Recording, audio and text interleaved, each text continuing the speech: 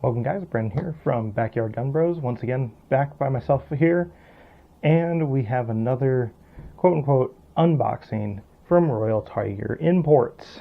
So I say quote-unquote because this is already an unboxed firearm. I took the liberty of taking it out before that, but it did come exactly the same way as my Swiss K11 rifle that you can check out up above, the remnants of which is right here. So from RTI, it came in a box with a internal sleeve, and it was wrapped in bubble wrap. And then I also have a second one that we did another unboxing of, which came in this little box that you can also check out up above. So what we have here today, unboxed from Royal Tiger Import, is a Swiss K11. So K11 is exactly like the G11, except for instead of being ungodly long, I can actually fit the entire rifle in the frame. So I do have the GoPro here. It's not going to be strapped on my hat this time, and I will take you over looking over this specific firearm from RTI. Alright guys, so here we are, a little bit closer view with the GoPro for this particular firearm. So once again, this is a Swiss K11. So instead of the G11 that we saw one of the last few videos, this is the carbine version. So the Swiss decided they wanted to have two different firearms. They wanted to go with the shorter rifle, but the Swiss soldiers really liked the long rifle for that inherent quote-unquote longer accuracy from the longer barrel. So the main differences between the K11 and the G11, besides the overall length, is really just the sights themselves. So both rifles' sights are actually in pretty decent condition. This will take some light cleaning, but as you might be able to see here in the video, the sights themselves go from 3 to 1500 meters on this particular carbine, whereas on the G11 they go from 3 to 1500. So this particular model, if I remember correctly, was supposed to be numbers matching. So serial number here on the receiver, then there's one on the bolt. We'll take the bolt out here in a second, and one on the magazine. And from my initial impressions, it does indeed look to be that way. So I will set this camera down and we will tear apart this rifle a little bit. So diving into the Swiss K11 with the G11, not to spoil anything in that video, please go check it out before you watch this one, because we'll be talking about a little bit of the differences between that, how that one came, and this one. They're both in relatively the same condition. I would say they're actually I know Royal Tiger Imports, I'll put up what they say for the condition of these firearms up in their videos. I think I paid $450 for this. When I say it's worth it, I won't know that 100% until I fire the firearm. But they are in very good condition for 110 years. Yeah, about 110 years old for both of these examples. So we'll take a look here at the bolt for the K11 here, now that I actually know how they come apart. So the K11's bolt here, let's see if the numbers should match here, and they do in fact. So the bolt on this one actually might be in even better condition. I mean, it is leaving a little bit of debris on my hand here, but you know, to be expected for a gun that's probably been in storage. But this bolt is in surprisingly shiny, clean condition. So serial number for the bolt here,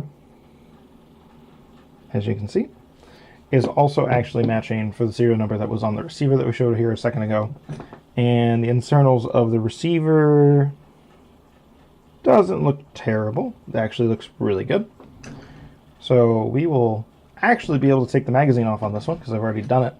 The G11, the magazine did not come out. Of course, the Swiss rifles magazines are not actually supposed to be changed out. Like magazine it stays in, and you feed it with well, the Swiss version of a stripper clip. It's not really a stripper clip, it's more of like a cardboard box that you push the rounds down into here. So this is a six round magazine. It is removable. It has the exact same serial numbers, but it does allow us to inspect the internals of this firearm just a little bit closer and maybe see if there's anything too bad in there. I don't really see any rust pitting, none of that. Once again, this camera is not going to pick things up as well because the lighting for me is actually really good in here, but the lighting for you guys I have to actually adjust in editing. So looking down the barrel, once again, just like in the G11 video, I forget to take off the muzzle cap that these guns came with. But looking down the barrel here and into that light, the rifling is all, of course, present. There is a little bit of debris buildup in towards the breech of this firearm compared to the G11, but nothing that a light cleaning wouldn't fix. And of course, the light cleaning is what RTI did, in fact, recommend for pretty much any of their firearms that I've noticed on their website. And it really comes down to buying something that you can trust yourself in a little bit, like the fact that these are in better condition, at least rated from RTI as that, and looking at reviews from other people that have bought these, I knew that I was not going to be getting into something that was too extreme of an example of something. I do like that on this one compared to my G11 version that the magazine does in fact come out without any significant issues. The other one took a little bit more effort to release. That goes back in without really any issue. A lot easier with the magazine removed. Don't have to actually use my hand to manually push down the magazine if it is not in the firearm. One thing I am noticing though is the magazine top is just a little bit, the follower for the magazine is a little bit loose, but you know, I'm not going to say that that's probably not necessarily uncommon for this kind of rifle. Take a look here. The safety does in fact work. They are a little stiff. I mean, the Mosin safety, for example, is also a very stiff safety. Similar idea for this firearm. And to do a quick functions check, seems to be functioning just fine. So overall, as with anything for any of these kind of firearms, I will just say it's up to your discretion only for whether or not you find a firearm of value or in a condition that you think is fair. I can't necessarily say that. In my opinion, this gun looks to be worth the money from a strictly taking it out of the box, looking through it perspective without firing it. Of course, when the weather changes, this will be one of those guns we will take out to the range, and you guys will get to see that as well. So let me know if you guys want to hear my overall opinion of RTI after 3 firearms that I've unboxed from them. Let me know if you want me to pick up any of their other ones. There are plenty of videos out there to talk about with RTI, but those also take every video with a little bit of a grain of salt. My opinion might be different from somebody else's and different from yours. So, and as always, please make sure you check out all the links in the description down below. We have a link to awesome merch shop. You see all that kind of stuff, the flag behind me, shirts, hats, we wear them in every video. And also our Patreon page.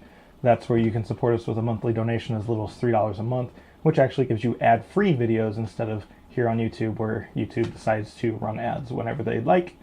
That over there you can watch the videos without ads for $3 a month. And a little bit higher up, you can get them a week earlier access. So let us know what you guys think down in the comments down below. Please leave a like, subscribe, hit the bell notification icon, and I'll see you guys on the next video.